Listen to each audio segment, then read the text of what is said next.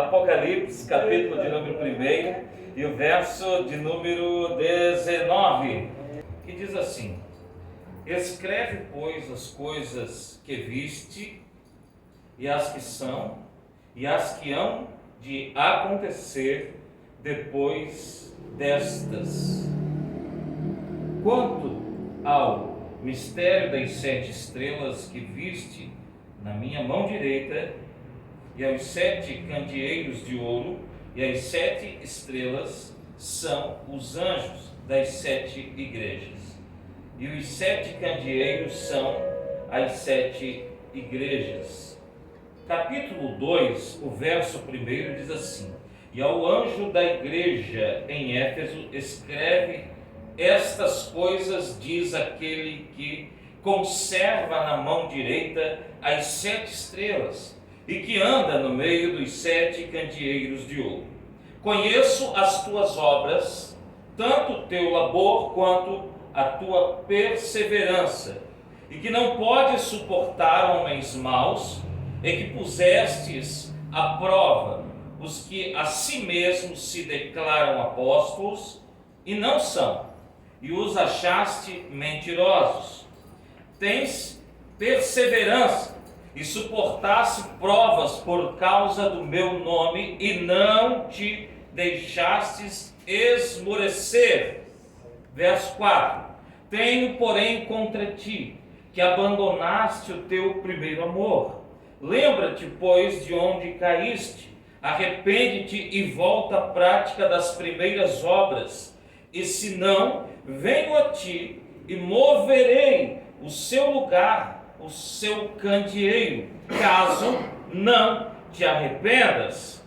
Tens, contudo, a teu favor, que odeias as obras dos nicolaítas, as quais eu também odeio.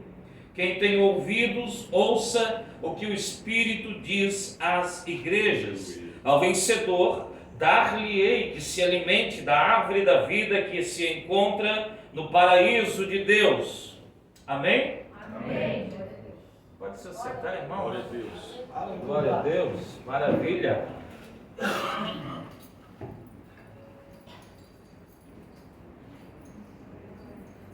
Queridos, é bom quando a gente sempre a gente deixa Deus falar, amém? Às vezes nós temos o costume de tentar selecionar, como a gente vai no Google, ou vai no YouTube, ou qualquer plataforma, e nós temos o costume, nossa geração é assim, nós escolhemos, né? Vai para o lado, rola para cima, né? Não gostei.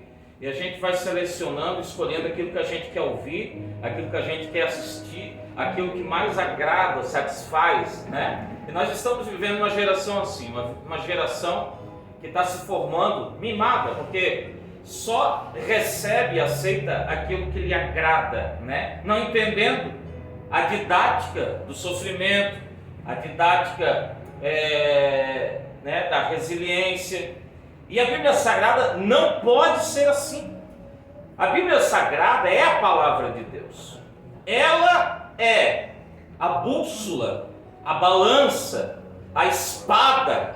É ela que vai reger a nossa vida cristã. Não é à toa que é dito que a Bíblia Sagrada é a nossa regra de fé e prática. Amém, irmãos? Então qualquer dom, qualquer que seja manifestação, seja ela no âmbito evangélico, espírita, em qualquer religião, se ela não tiver embasada na Bíblia Sagrada, a palavra de Deus, ela deve ser rejeitada. Amém, queridos?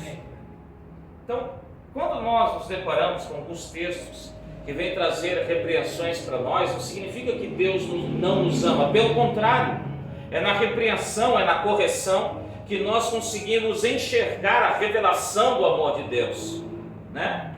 Como eu disse, a nossa geração, ela começa a subverter e substituir alguns valores, né?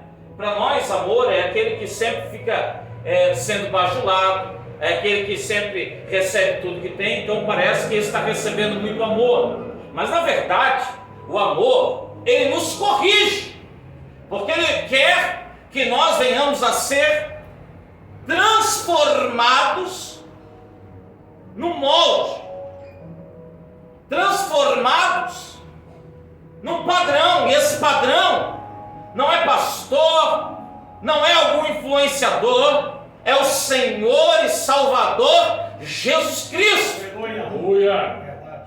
A Escritura já vai nos dizer: até que alcanceis a estatura de varão perfeito. Quem é? Jesus Cristo, nosso Salvador. Amém? E é interessante que o texto que nós lemos é a última epístola do Novo Testamento, que é a epístola, que é um conjunto de cartas, na verdade, chamadas de revelação, né? Porque a palavra Apocalipse é revelação no grego. E é interessante que nós precisamos entender que qual é a revelação de Deus para a nossa vida. A revelação de Deus para a nossa vida é que nós venhamos a entender o que Deus quer para nós e possamos servi-lo da forma que Ele deseja. Amém, queridos? Nesse contexto aqui, nós estamos vivendo ou enxergando alguém que já foi tentado ao martírio, alguém que já era idoso, o último dos apóstolos que ainda sobrevivera, estava agora, depois de ser condenado à morte, e mesmo assim não morrer, foi levado a uma ilha chamada Patmos. Essa ilha era uma ilha onde a maioria das pessoas eram condenadas e já sabiam que não tinha como sair daquela ilha com vida. Amém? E é nessa hora, quando todas as portas, devido à perseguição contra a igreja, devido à perseguição contra o evangelho, o imperador decreta para que essa nova religião que estava ameaçando o império sucumbisse, que todas as portas viessem a se fechar, o evangelho deixasse de existir. João é levado à ilha chamada Patmos, mas as portas do céu se abrem para João, e ele começa a enxergar coisas que talvez de outra forma ele não enxergaria, de outra maneira ele não conseguiria absorver. Deixa eu te falar uma coisa: há momentos que as portas dessa terra elas se fecham, para que as portas do céu se escancarem em meu e em teu favor. Quando você não consegue mais encontrar saída nessa terra, há uma saída, é só olhar um pouquinho para cima. Aleluia, verdade. Levo os meus olhos para os montes, da onde me virá o socorro? Não é dos montes, não, é mais para cima, crente. Aleluia! Glória a Deus. Nessa hora em que os céus se abrem e João começa a ter as revelações de Deus a respeito de 3 fases, e nós lemos aqui o verso de número 19, escreve: pois as coisas que viste, em outra tradução, as que já aconteceram. Então revelação não é apenas o futuro, amém? Vírgula, e as que são, ou seja, as que estavam acontecendo na hora, na época, no momento em que João ainda estava vivo, e as que hão de acontecer depois destas coisas. Ou seja, também tem o conceito do futuro. E quando nós olhamos para o livro do Apocalipse, nós vamos observar exatamente isso. Nós vamos observar que houve o período onde as revelações, que revelação é trazer a eternidade para o nosso tempo. E a eternidade, por mais que haja conceitos teológicos dizendo a eternidade passada, mas a eternidade é eternidade, não tem nem passado, nem presente, nem futuro. Amém?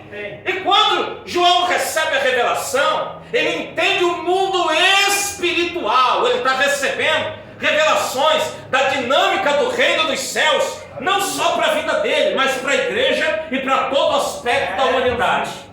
E João, ele vai receber as revelações das coisas que aconteceram, das que estavam acontecendo na época que ele estava vivo e as que hão de acontecer depois destas coisas. É interessante que o livro do Apocalipse, ele traz uma linguagem específica, né? Além de ser uma linguagem profética, é uma linguagem específica, linguagem apocalíptica, ou seja, é uma linguagem com símbolos, né? com vários aspectos que nós precisamos ficar atentos para não cair em alguns erros e trazer heresias. Por exemplo, nós vamos entender que as simbologias, os símbolos, aparecem no próprio livro, né? E nós vamos entender isso no próprio versículo que nós lemos. Porque quando João, que estava acostumado a ver o seu amado mestre ensinando, e ele era chamado discípulo do amor, porque era um discípulo tão próximo de Jesus, que chegava a inclinar a sua cabeça no colo de Jesus. É por isso que no Evangelho narrado por João, você vai encontrar coisas que você não encontra em outros evangelhos. A nível de curiosidade, o primeiro evangelho a ser narrado, escrito, foi o evangelho narrado por Marcos. E o evangelho narrado por Marcos provavelmente foi usado de base para o evangelho narrado por Mateus e posteriormente por Lucas. Agora João, ele tem uma dinâmica, uma escrita totalmente diferente. E você vai encontrar, por exemplo, aspectos na última ceia de Jesus com os discípulos que você não vai encontrar em outro evangelho, a não ser no evangelho narrado por João. Por quê? Porque João era o que estava mais próximo de Jesus e ouviu coisas que talvez passou despercebida. Deixa eu te falar uma coisa: quanto mais perto de Jesus, mais você vai entender aquilo que ele tem para a tua vida, crente. Aleluia! E João, ele não está mais há muitas décadas na presença de Jesus. Afinal de contas, Jesus já havia partido para o céu, né? Levado aos céus, mas ele vai ter um novo encontro com Jesus, não mais aquele judeu, né? Aquele homem desgastado nos trabalhos, mas ele vai ver um novo Jesus, um Jesus diferente, um Jesus com o corpo glorificado. Aleluia. Aliás, um Jesus que vem trazer algumas revelações poderosas para mim e para a tua vida. Os seus olhos como chamas de fogo, ou seja, os olhos que enxergam por dentro e por fora. Os olhos que contemplam da eternidade, o passado, o presente, o futuro. Os olhos que te enxerga, que te contempla, que te conhece. João vai agora narrar a experiência de que esse Jesus, ele tem na sua destra as 7 estrelas, ou seja, ele tem uma figura, né? Ele enxerga Jesus como uma figura. E o próprio Apocalipse vai dizer, quanto ao mistério das 7 estrelas que viste na minha mão direita e os 7 candeeiros de ouro são as 7 estrelas são os anjos das 7 igrejas, e os 7 candeeiros são as 7 igrejas. Então há uma simbologia, né, no Apocalipse para nós entendermos melhor. Amém, irmãos? Amém. E no capítulo de número 2, a primeira carta que o próprio Jesus manda João escrever foi uma carta destinada a uma igreja muito específica, que era a igreja na cidade de Éfeso. E nós lemos aqui toda a carta, e essa carta não foi escrita por vontade de João, mas sim pelo próprio Senhor Jesus, que manda João escrever. Deixa eu te falar uma coisa: o único que comprou a igreja é Jesus. Igreja não pertence a homem, não pertence a pastor, não pertence a reverendo, não pertence a bispo, a apóstolo, pertence ao Senhor Jesus. Aleluia! E é Ele o maior interessado em trazer a sua igreja para o centro da sua vontade. Aleluia! E Ele manda, João, escreve. O que, Senhor? Escreve a igreja. Manda direto ao anjo da igreja que está em Éfeso. Aleluia! E Ele vai dizer: eu conheço as tuas obras. O Senhor Jesus sabe, crente, tudo aquilo que você tem feito, tudo aquilo que nós temos feito, pela obra de Deus, pelo Senhor Jesus. Eu conheço as tuas obras, a tua perseverança. Não pode suportar os homens maus, e pusestes à prova os que a si mesmos se declaram apóstolos e não são, e os achastes mentirosos. É interessante, irmãos, que esta igreja, a igreja na cidade de Éfeso, era uma igreja que recebeu os primeiros discípulos do grande avivamento, que aconteceu provavelmente em Atos capítulo 2, que vieram judeus de várias partes do mundo da época, e vieram no dia de Pentecostes apresentar alguma coisa ao Senhor. E quando eles vieram apresentar algo a Deus, eles vieram agora contemplar algo que estava acontecendo. Qual era, pastor? A promessa de em Joel capítulo 2, verso 28, dizendo que nos últimos dias derramarei do meu espírito sobre toda a carne. Aleluia. E eles contemplaram 120 irmãos, um pouco mais, recebendo essa promessa, e ficaram maravilhados, impactados com a presença, a glória, cumprimento da promessa. E Pedro se levanta dizendo: irmãos, olha, isso que vocês estão contemplando é cumprimento. Isso não é só para nós, é para nós, para vós, para os vossos filhos, para os de perto e para os de longe. E agora, no ano de 2025, essa promessa do Espírito Santo é para mim e para a tua vida. Aleluia! Oh, aleluia! E vários irmãos saíram e retornaram para as suas residências, a sua moradia, e com certeza alguns chegaram na cidade de Éfeso, e lá também passou um dos maiores oradores da história da igreja primitiva, Apolo. Apolo, apesar de não ter um conhecimento pleno do Evangelho do Senhor Jesus, era um grande orador, né? Ele pregava com ousadia, ele pregava com sabedoria, uma eloquência. E ele chegou em Éfeso, pregou para os irmãos. Depois de algum tempo que Paulo passou pela região, chegou lá e viu alguns irmãos, que Paulo sempre, o primeiro lugar que ele procurava era a sinagoga, que nós temos que identificar aonde é o ponto de contato, amém, irmãos? Talvez dentro da empresa que você trabalha, né, da escola, do colégio que você frequenta, você deve encontrar um ponto de contato, amém? Uma forma de você entrar para pegar o Evangelho, para falar do amor de Jesus. Aleluia! Paulo, quando chega em Atenas, ele encontra um monte de idolatria, um monte de gente adorando vários deuses. Ele encontra o altar ao Deus desconhecido. Pá, é agora! Não vou perder a oportunidade. Sabe, irmão, nós precisamos identificar. E a estratégia de Paulo, na maioria do seu ministério, foi essa: encontrar uma sinagoga, ir lá pregar para aqueles que estavam acostumados com a Torá, que o cumprimento da Torá já havia acontecido, que o profeta maior do que Moisés, o esperado, já havia sido revelado. Aleluia. Jesus Cristo Salvador. Aleluia. Ele chega lá e ele encontra alguns cristãos, alguns discípulos, e ele observa, é agora. E a primeira pergunta dele, em Atos capítulo 19, vai dizer: vocês já receberam o Espírito Santo quando vocês creram? Ué, Paulo, nós nem sabemos que tinha Espírito Santo. Nós nem sabemos disso. Pois bem, agora eu estou sabendo. Ele ora pelos discípulos, eles recebem o Espírito Santo, falam em línguas e até profetizam. Ei, glória! Deus! E na cidade de Éfeso ele ficou tão empolgado que ele ficou uma das cidades que ele mais ficou, irmão.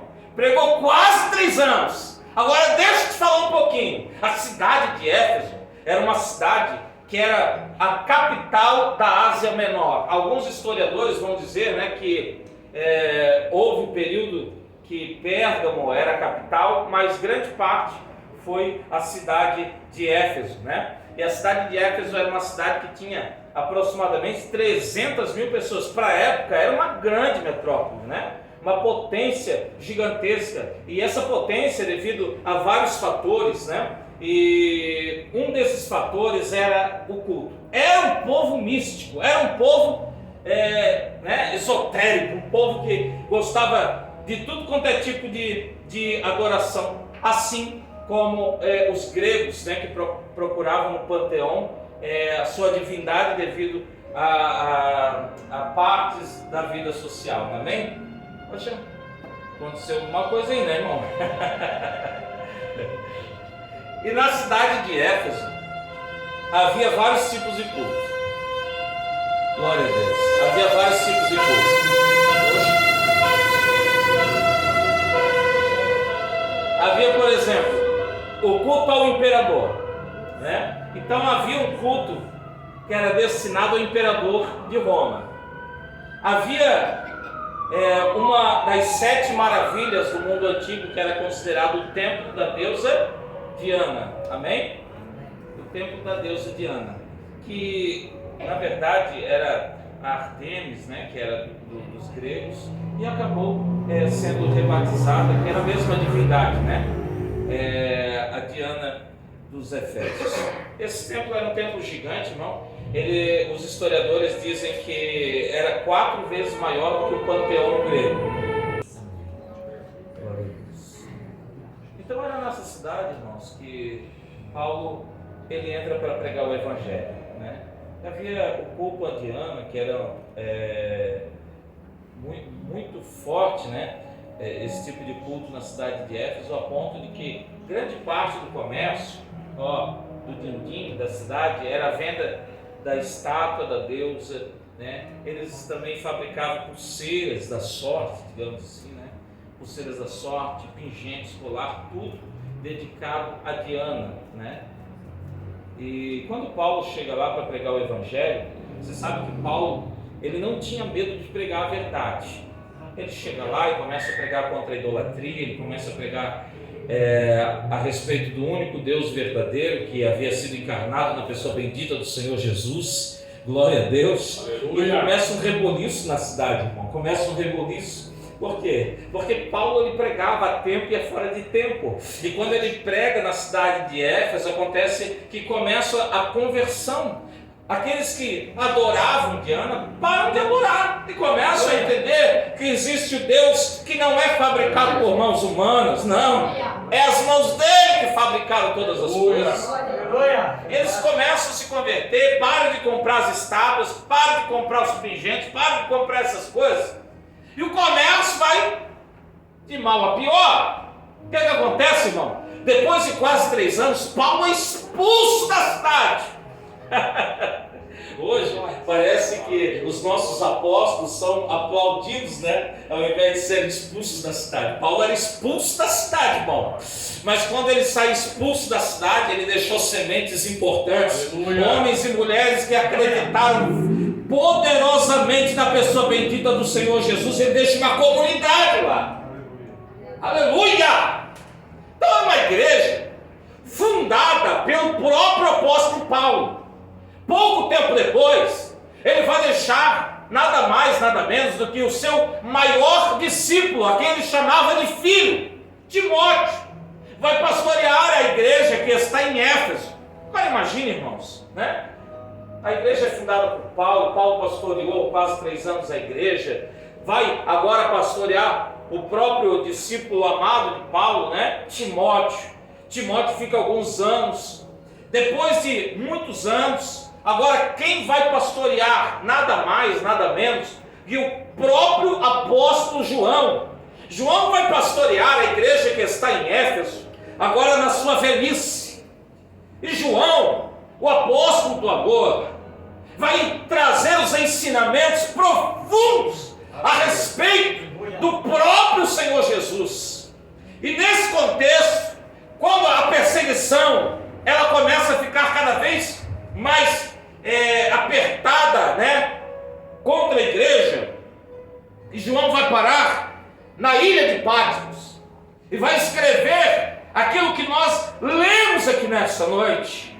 Nós vamos encontrar não mais o apóstolo João escrevendo para a sua congregação, mas o próprio Senhor Jesus mandando João escrever. Deus. E dizendo, essa igreja, ela não era de Paulo, ela não era de Timóteo, ela não era de João. Essa igreja era do Senhor e Salvador Jesus Cristo. Aleluia. Agora imagina congregar numa igreja que Paulo fundou, pastoreou, né ou não é? Timóteo, o apóstolo João. Você consegue imaginar?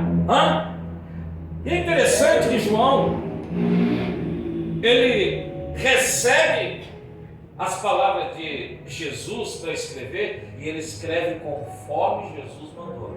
Que a nossa dificuldade, irmãos, muitas vezes é recebermos a orientação do Espírito Santo, da palavra de Deus, e não colocarmos os nossos filtros, amém? Às vezes a Bíblia diz para ir para a direita, e nós para a direita, mas depois para a esquerda, porque nós queremos que ela se molde conforme a nossa vontade, amém? E muitas vezes nós perdemos a direção de Deus e da palavra do Senhor, porque nós não queremos abrir o nosso coração e nos submeter à vontade de Deus. Oh, aleluia! Mas João não, João vai escrever essa carta conforme aquilo que o próprio Senhor Jesus vai dizer. E ele diz à igreja: eu conheço as tuas obras, a tua perseverança, que não pode suportar homens maus. Não era que a igreja era frágil, irmão. Não era que a igreja não podia suportar porque ela era tadinha, coitadinha, não. É porque ela não aceitava os homens maus. O camarada vinha para a igreja, entrava na congregação em Éfeso, e o camarada tinha mais intenções, não aceitava, a igreja não aceitava não sacrificava ovelha, né, poupando lobo, não, meu filho, botava para correr. Não pode suportar, tu não suporta. O camarada obreiro ruim, pessoa má, homens maus, tu não suporta, tu bota para correr, amém? Olha só. E pusesses à prova os que a si mesmos se declaram apóstolos e não são, e os achasses o quê? Mentirosos. Irmão, hoje há uma notícia, se você abrir o teu celular, o teu tablet, o teu computador, enfim, qualquer coisa, você tem informação de qualquer coisa que está acontecendo em qualquer parte do mundo. Antigamente não era assim, amém? Então havia igrejas espalhadas por várias partes do mundo, e a forma de comunicação ou era oral, né, palavra, ou era por carta, e carta era algo caríssimo na época. Não era igual você comprar uma folha de ofício ali na papelaria, né, vai pagar R$10, sei lá quantas folhas, 500 folhas, sei lá quanto que está, irmão. Não, era caro fazer uma carta, amém? Então tinha muitos irmãos que não sabiam nem quem eram os 12 apóstolos que Jesus havia escolhido. E muitos deles, se você ler as cartas, a primeira, a segunda epístola de João, você vai encontrar João dizendo que tem muitos irmãos que saíam da sua cidade, Jerusalém, de qualquer cidade, chegavam em outra cidade e diziam assim: ô irmão, eu sou apóstolo Juscelino, né? Essa semana eu vou estar na tua casa, tá? Eu gosto do café assim, ó, dessa forma, gosto de uma coquinha de manhã bem cedo, tá? Mas não te preocupa, porque foi Deus que me mandou. E você vai encontrar João dizendo que não era para aceitar esse tipo de camarada, não, irmão. Tá bem? E é interessante que eles se declaravam: eu só conheço alguém que pode ungir alguém apóstolo, é Jesus, né? E depois... Mas enfim, eles se diziam ser apóstolos e não eram. E tu achasses mentirosos. É claro, eles haviam recebido ensinamento do próprio João, né? Do próprio João, explicando, ensinando aquilo que ele havia recebido do próprio Jesus, e a igreja botava esses camaradas para correr, irmão. Amém? E não era por falta de amor à pessoa, não, pelo contrário, eles amavam a sã doutrina, a igreja, a ponto de não tolerar gente ruim, não. E gente ruim que eu estou falando aqui não é gente que tem problema, gente que peca, né? Senão o primeiro a ser sou eu, irmão. Mas era gente com mais intenções na obra de Deus. Ó, e tens perseverança. Então era uma igreja que trabalhava, era uma igreja que trabalhava e tinha perseverança, ou seja, era uma igreja que perseverava, irmão. E uma das coisas mais difíceis na nossa vida é perseverança, é ou não é? Trabalhar é uma coisa, tem gente que, quem é pastor sabe, tem um obreiro que chega e às vezes quer trabalhar e quer ganhar o mundo inteiro, um mês depois é o mundo que está ganhando. É ou não é? Às vezes começa com aquele fogo todo, mas vai ver que o que estava queimando era palha. É ou não é? Mas essa igreja, ela, além de trabalhar, ela perseverava, irmão, né? Ela perseverava. E é interessante que além da perseverança, além do trabalho dela, ela também tinha doutrina, ela também tinha teologia. Era uma igreja bem estruturada e não aceitava qualquer um subir na tribuna e encher linguiça, não. Ela não aceitava qualquer palavra, ela não aceitava qualquer coisa, não. Por quê? Porque ela havia recebido, né, dos apóstolos, ela havia recebido dos discípulos, ela havia recebido a sã palavra do Senhor, e ela não aceitava qualquer coisa. Então era uma igreja que trabalhava, uma igreja que perseverava, uma igreja que tinha doutrina, uma igreja que tinha teologia. Agora, tinha uma coisa que ela havia deixado para trás. Olha só, tenho porém contra ti, que o quê? Que abandonaste o teu primeiro amor. Lembra-te, pois, de onde caíste, arrepende-te e volta à prática das primeiras obras, senão venho a ti e moverei do seu lugar o teu candeeiro, caso não te arrependas. Nós estamos hoje sendo bombardeados por um sistema teológico calvinista, que uma vez salvo é salvo para sempre. O próprio Jesus está dizendo, não para uma pessoa, para uma igreja: se não te arrependeres.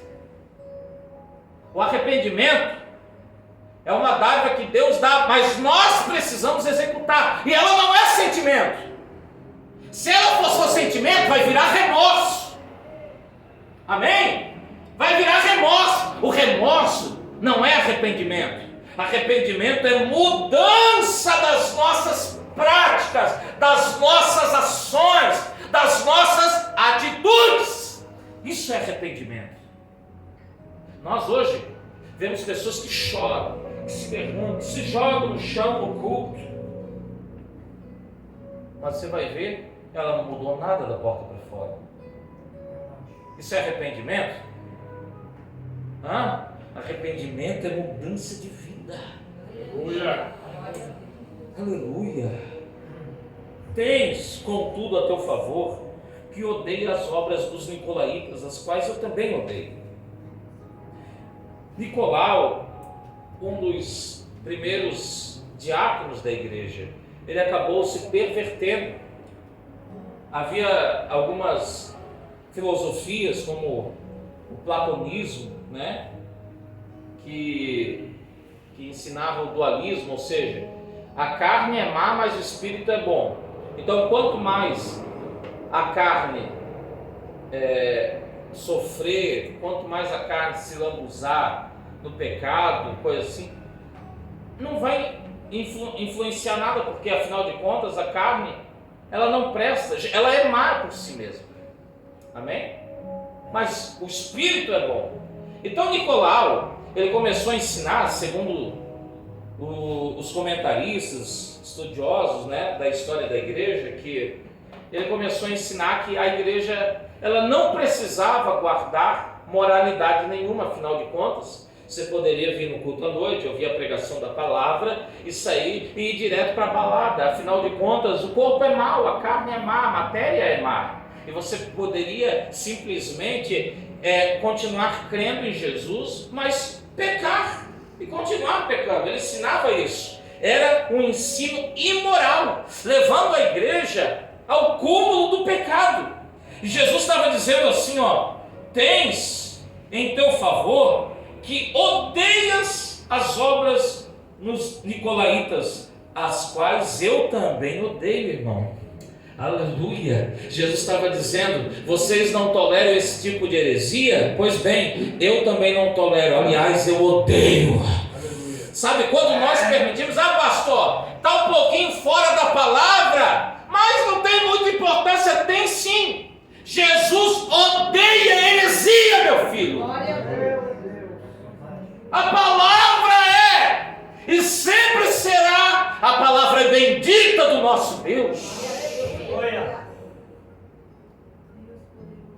Quem tem ouvidos, ouça o que o Espírito diz às igrejas. Ao vencedor, dar-lhe-ei que se alimente da árvore da vida, que se encontra no meio do paraíso de Deus. Aleluia. Esse é o objetivo de todo crente, irmão, a vida eterna. E Jesus elogia essa igreja, mas Jesus não deixa de repreender um ponto específico, dizendo: tem porém contra ti que abandonaste o teu primeiro amor. Em algumas traduções pode até estar deixaste, mas o verbo no grego aqui não é deixar como que, pastor, eu fui para casa e eu esqueci a minha Bíblia na igreja, né? Eu deixei lá, eu perdi, eu esqueci. Não, o verbo é ativo aqui, abandonaste. Você foi abandonando aquilo que não deveria ter abandonado. Aleluia! Era uma igreja que tinha doutrina, tinha teologia, tinha obra, tinha perseverança, não aceitava qualquer bobagem, não. Era uma igreja altamente moral, era uma igreja que era padrão.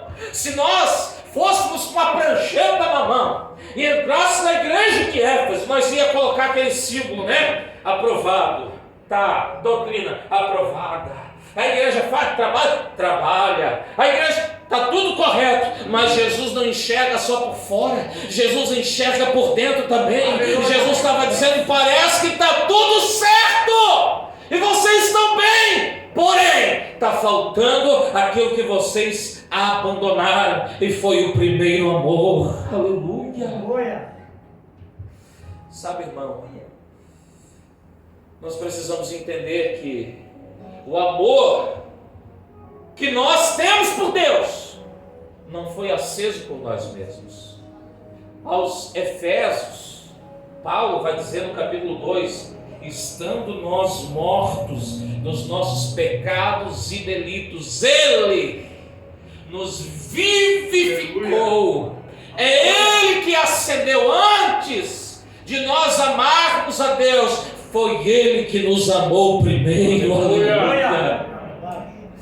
E esse amor que hoje você tem pela pessoa do Senhor Jesus, esse amor que você tem pelas coisas de Deus, há um tempo atrás você não tinha. Você lembra? Você olhava para a Bíblia, olhava para as coisas de Deus como um vizinho distante, alguém distante que você não tinha contato, você não tinha afeto nenhum. Mas hoje as coisas de Deus aquecem o teu coração. Sabe por quê? Porque há um amor de Deus que foi aceso pelo Espírito Santo na minha e na tua vida. Aleluia. No capítulo 8 de Levítico, há uma figura muito clara na antiga aliança a respeito do nosso coração, né? E é interessante que Moisés, ele vai explicar para Arão: ora, Arão, tu é o sumo sacerdote, as coisas relacionadas à religião, ao sacerdócio, tu és o responsável, e eu vou te explicar como que tu deve acender e como tu deve fazer as coisas. E é interessante que no capítulo 8, Moisés vai dizer: tu tem que pegar um animal, tu tem que cortar assim o pescoço deles para ungir o sangue, depois tu tens que fazer isso, fazer aquilo, cortar, apresentar em holocausto, assim, assim, assim, tal. É assim, entendeu ou não? Entendi. Viu tudo que eu fiz? Vi. 7 dias depois, no 8º dia, uma semana depois, era a vez de Arão. E Arão prestou muito bem atenção. Ele era o responsável, ele era o sumo sacerdote. E ele foi fazer conforme Moisés havia explicado para ele. E ele vai lá, separa o animal. Ele vai lá fazer tudo conforme deveria ser feito. E a Bíblia diz que quando ele vai apresentar o sacrifício, quem acende aquele fogo não foi mais Moisés, não. Também não foi Arão.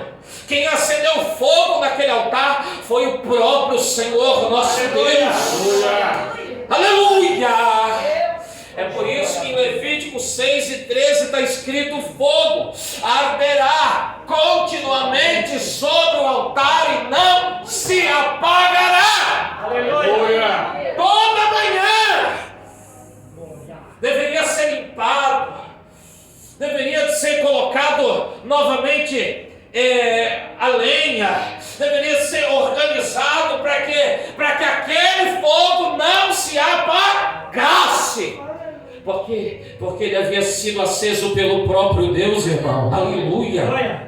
Glória a Deus! E é interessante que no capítulo 10, os filhos de Arão, que segundo alguns comentaristas vão dizer que eles estavam embriagados, mas a verdade é que eles foram apresentar uma oferta, um sacrifício ao Senhor com os seus incensários. E no incensário eles tinham que pegar brasas vivas, aquele fogo, o fogo primordial, o fogo aceso pelo nosso Deus, colocar nas suas lamparinas, fazer um pó aromático com aroma, colocar em cima das lamparinas e ir até o lugar aonde Deus se revelaria, se apresentaria e receberia, aleluia, a sua oferta. Mas a Bíblia diz que quando eles chegam próximo, o fogo que eles haviam acendido, que não era o fogo de Deus, consumiu os dois, irmão, e eles foram mortos pelo próprio Deus. Sabe, o nosso problema hoje é que nós achamos que a igreja tem que acender o nosso fogo. Nós viemos apagados de uma semana cheia de coisas mundanas. Nós não lembramos da palavra, nós não lembramos de Deus, nós não lembramos da consagração, nós não lembramos da oração, do temor a Deus. E chegamos no culto e esperamos que alguém venha acender o fogo no nosso coração. E a igreja não é lugar de acender fogo de ninguém. A igreja é um lugar onde as pessoas mantêm o fogo aceso.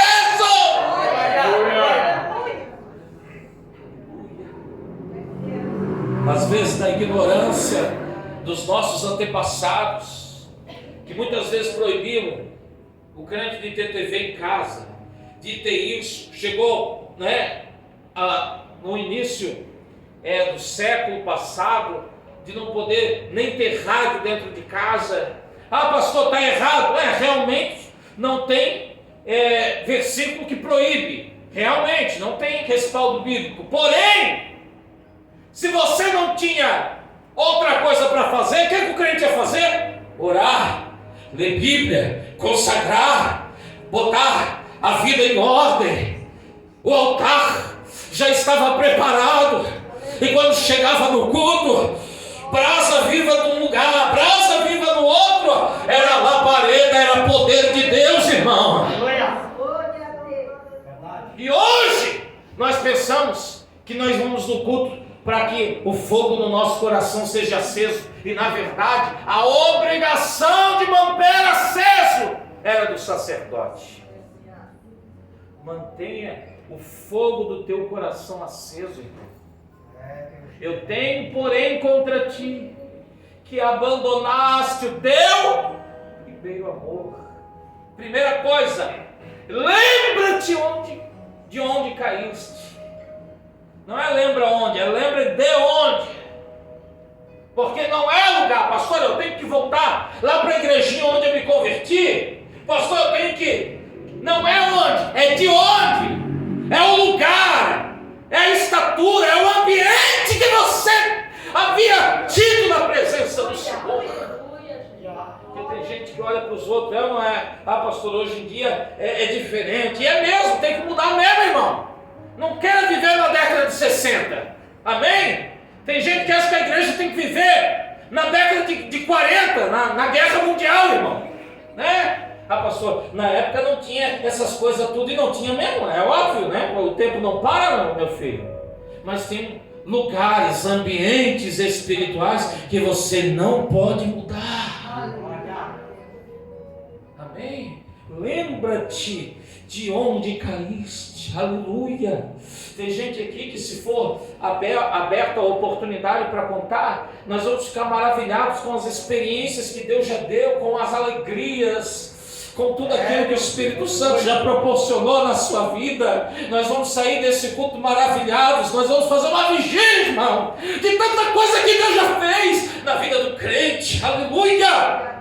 Mas lembra-te, não para ficar se lamentando, lembra-te de onde caíste. Arrepende-te e volta a praticar as primeiras obras. Aleluia. Como pode uma igreja que trabalhava, como pode uma igreja que tinha doutrina, como pode uma igreja que não aceitava qualquer coisa, que perseverava, que era uma igreja altamente moralista, não no sentido, né, pejorativo, né, uma igreja moral, uma igreja que tinha ética, disciplina, regra.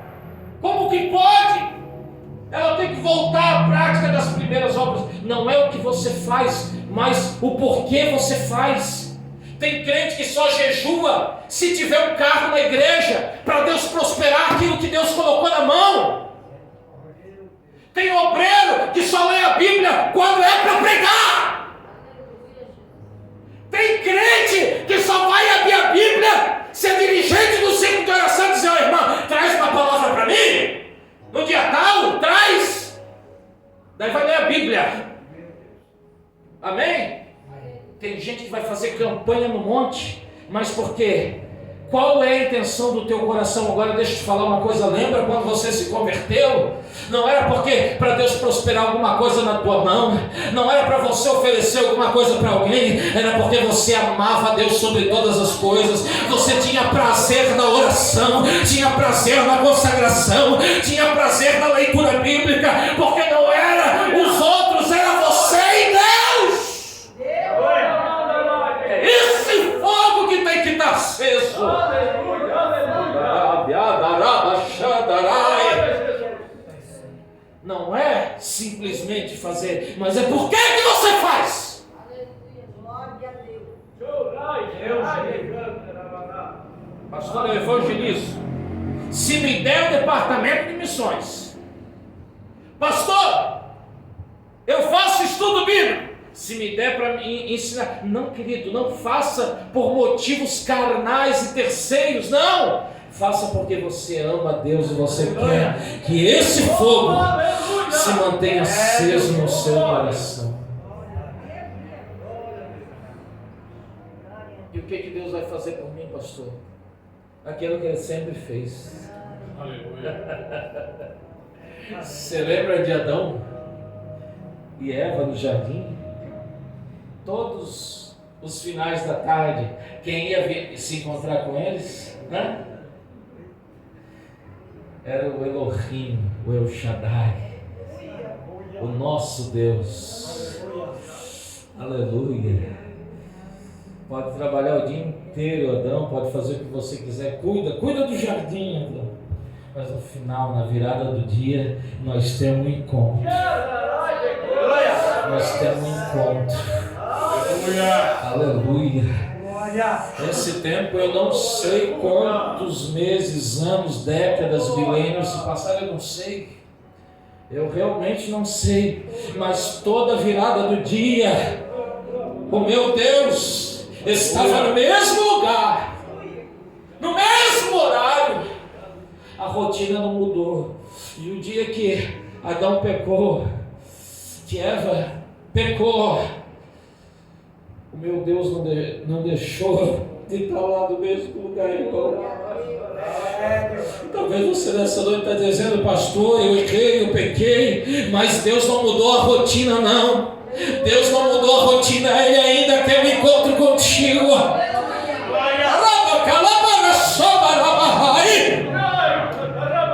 Aleluia, aleluia, aleluia. A rota é a mesma, não mudou, meu filho. Quem se afasta de estar debaixo da mão de Deus somos nós, não é a mão de Deus que saiu dali, não. É nós que saímos da posição. Volta, porque Deus está nos chamando aqui nessa noite. Eu tenho, porém, contra ti que abandonaste o teu primeiro amor. Lembra-te nos encontros da madrugada que eu falava contigo, eu te mostrava em visão, eu te dava sonho. Lembra quando era fogo no teu coração e você tinha prazer em levantar para orar, para clamar? Lembra-te quando nada mais queimava tão forte do que a minha presença na tua vida.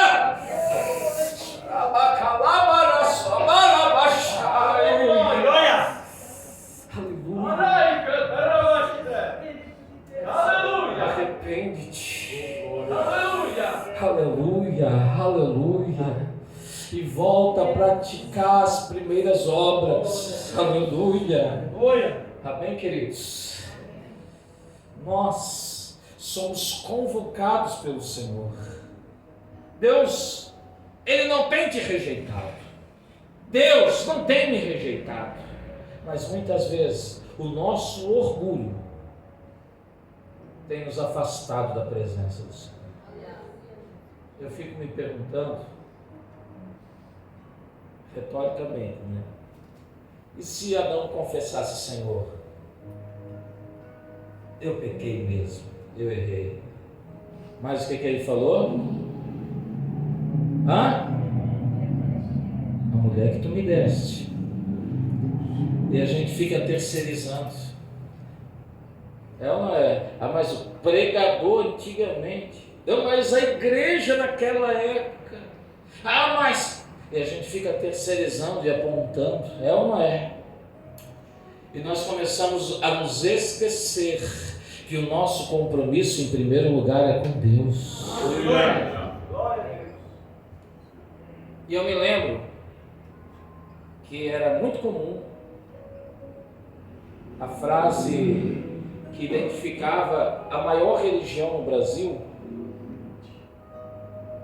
de uma classe dessa religião, e era a maior que tinha. Qual que era? Católico não? Praticante. É ou não é? Você acredita que hoje tem um evangélico não praticante? Conta-se uma história de que num lugar muito frio, muito gelado, difícil de sobreviver, havia pequenos povoados, pequenos grupos, e havia um homem que ele estava inconformado, irmão, muito frio, ele não conseguia se aquecer de jeito nenhum, e ele começou a fazer algumas experiências com gravetos, pedra, até que ele conseguiu descobrir como fazer fogo.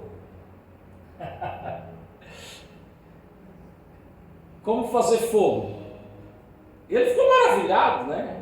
Poxa, está queimando. Colocou outros gravetos e conseguiu dominar a arte do fogo. Não só de acender o fogo, mas ele conseguia também agora manter o fogo aceso.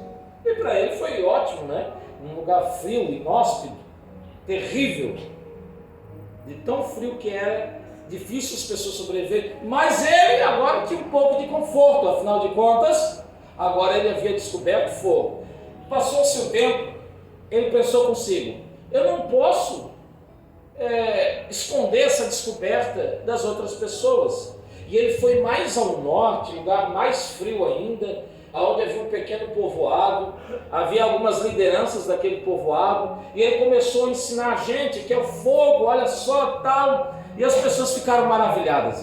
Imagina só, né? Aquele lugar frio agora, eles tinham o benefício do fogo, de assar uma carne, de esquentar uma água, de se aquecer, e todos os benefícios do fogo. As pessoas ficaram tão maravilhadas que pararam de ouvir a liderança daquele povoado e começaram a ouvir aquele homem.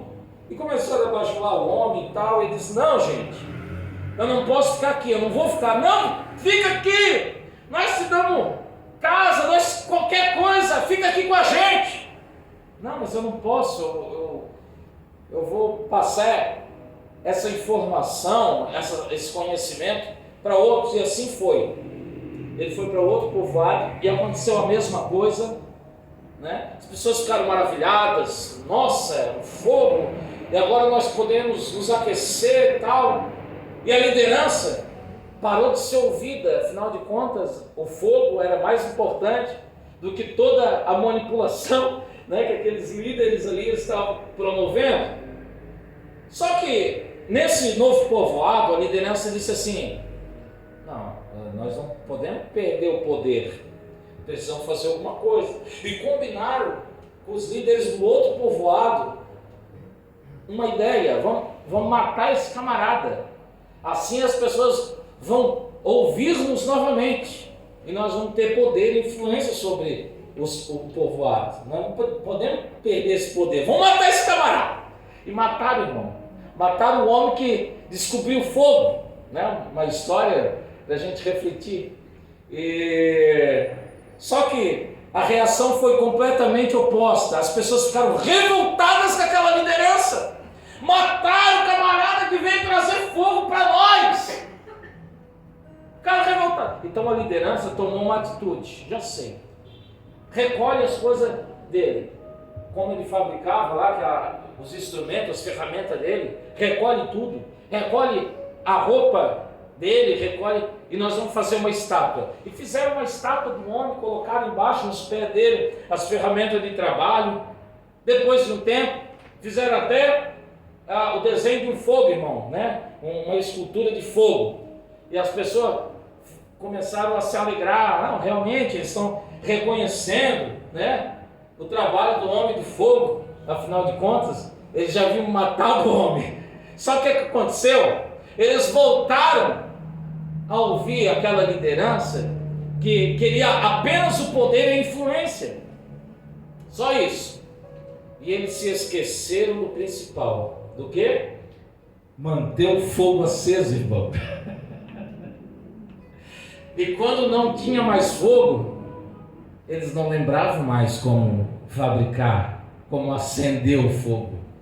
E eles voltaram à vida antiga, mas com o coração quieto e a consciência acalmada. Afinal de contas, eles estavam lá e tinham a estátua, e alguns reverenciavam e até adoravam a estátua do homem do fogo. Será que hoje nós, o cristianismo, não estamos fazendo a mesma coisa? Será que o ensinamento do amor de Jesus, o ensinamento do amor ao próximo e amar a Deus sobre todas as coisas não está apenas, irmãos, em belas palavras? Está distante das nossas atitudes? Será que a nossa religião não passa apenas de filosofia humana? Será que nós estamos realmente praticando aquilo que a palavra nos ensina? Será que o fogo realmente ainda queima e aquece no nosso coração?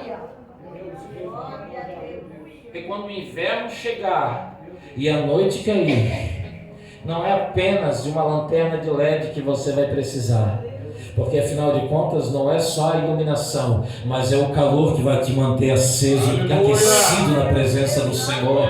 Não aceite fogo artificial, é preciso ter labaredas da presença do Espírito Santo, do amor de Deus e por Deus no meu e no teu coração. Amém?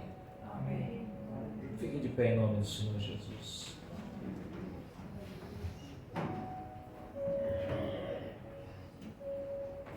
Hoje nós estamos vivendo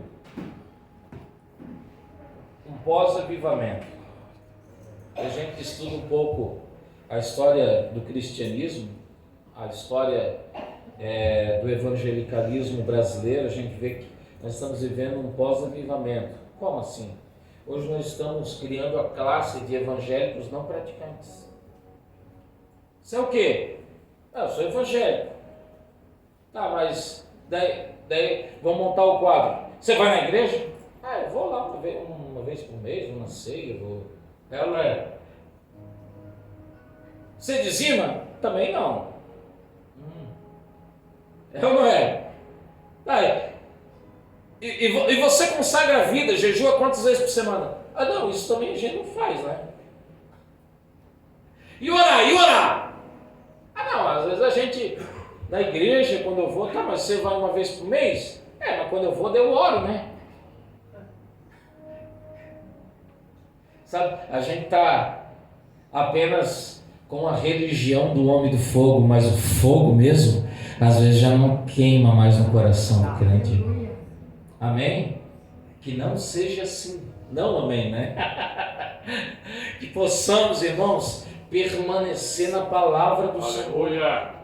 Nós vivemos um tempo que as distorções são promovidas não apenas em cima das tribunas, mas no teu celular, no teu computador, na tua televisão. E quando você se depara com falsos ensinamentos, você não tem estrutura para rejeitar e você engole qualquer coisa.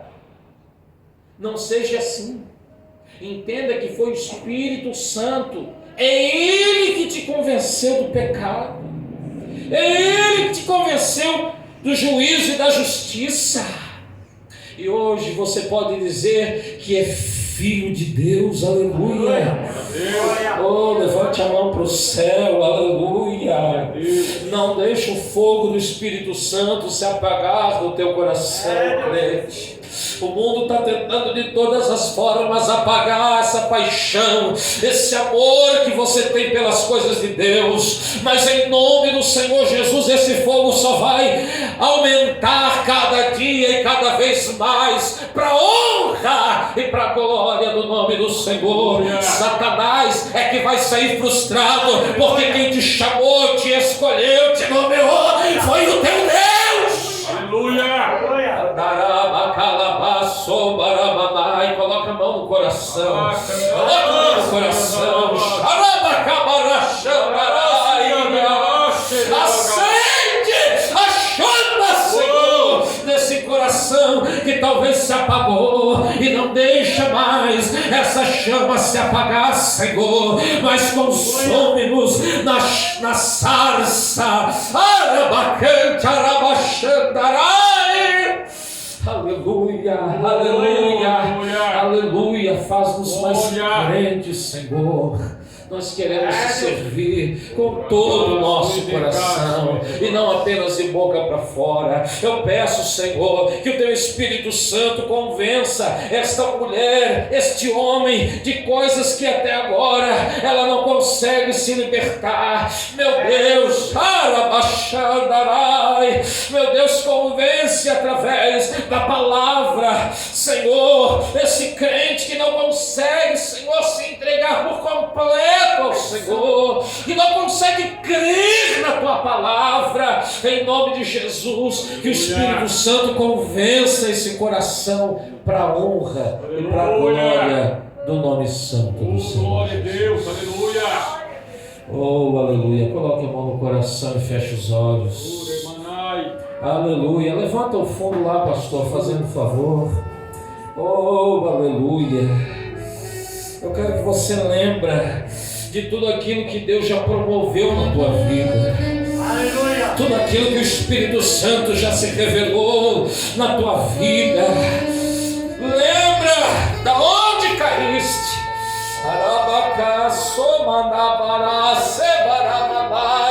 Quando você tinha olhos apenas para o Senhor Jesus,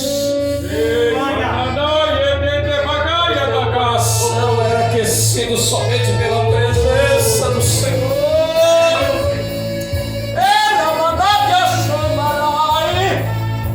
Deixa o Espírito Santo curar essas feridas.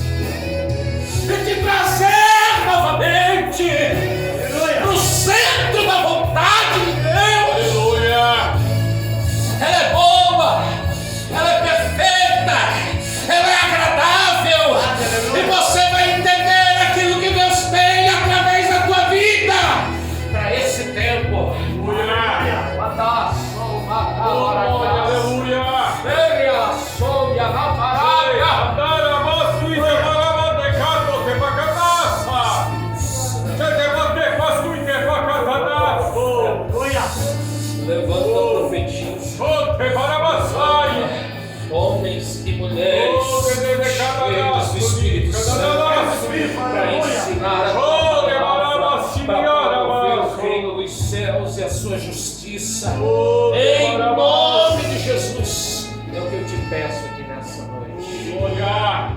Para a honra e para a glória Oh, do glória teu a Deus. santo e bendito nome. Amém, queridos? Que o Espírito Santo continue falando no teu coração. Que possamos manter a chama Aleluia. que Deus nos cedeu Eita, quando nós o conhecemos verdadeiramente. Amém? Glória a Deus. Aleluia.